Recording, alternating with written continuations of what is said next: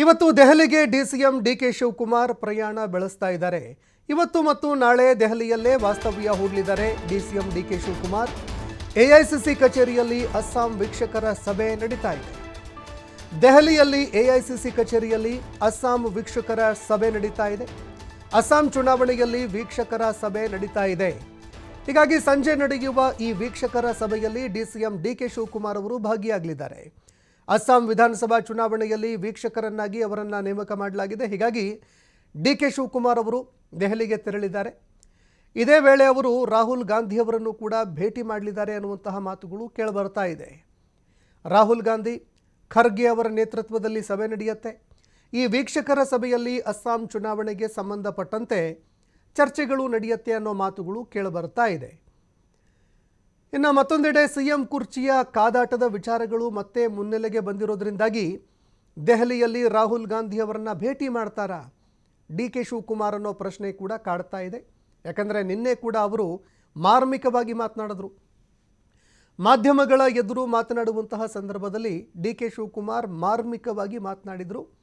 ಹೀಗಾಗಿ ದೆಹಲಿ ಭೇಟಿ ಸಾಕಷ್ಟು ಕುತೂಹಲ ಮೂಡಿಸ್ತಾ ಇದೆ.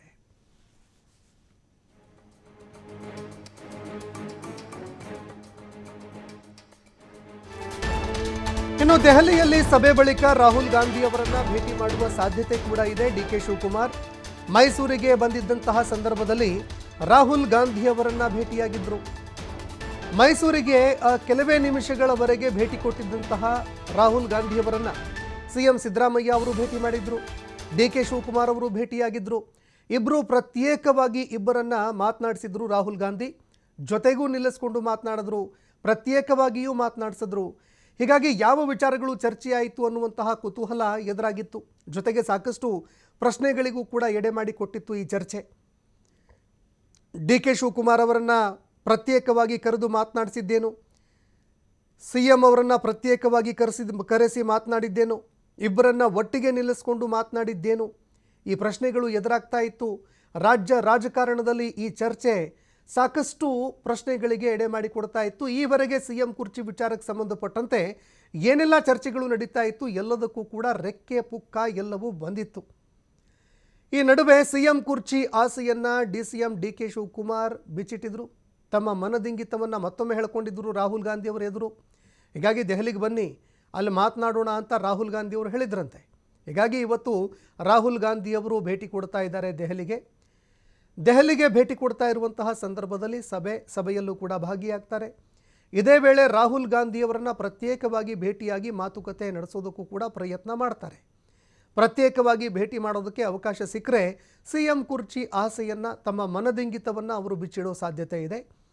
ಪಕ್ಷಕ್ಕಾಗಿ ಹಗಲಿರುಳು ತಾವು ಕೊಟ್ಟಿರುವಂತಹ ಕೊಡುಗೆಗಳು, ಅದರ ಬಗ್ಗೆ ರಾಹುಲ್ ಗಾಂಧಿ ಅವರಿಗೆ ಮನವರಿಕೆ ಮಾಡೋ ಸಾಧ್ಯತೆ ಇದೆ.